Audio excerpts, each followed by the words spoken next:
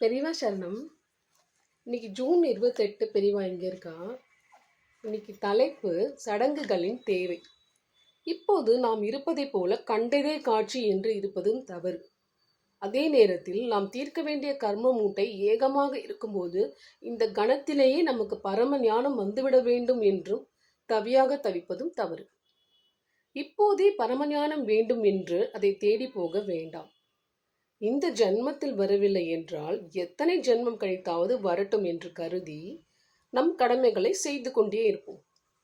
வேதம் விதித்துள்ளபடி தர்மத்தை அனுஷ்டானம் பண்ணுவோம். அப்படி செய்தால் படிப்படியாக பரமஞானமும் தானே வந்துதான் ஆக வேண்டும்.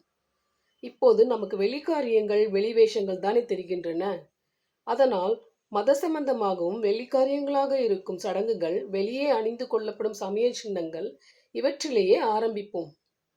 படிப்படியாக பக்குவமாகி பிஞ்சாகி காயாகி இறுதியாக கனியாக உள்ளே இருக்கும் தத்துவத்துக்கு போவோம். பெரியவா சரணம். தேங்க்யூ.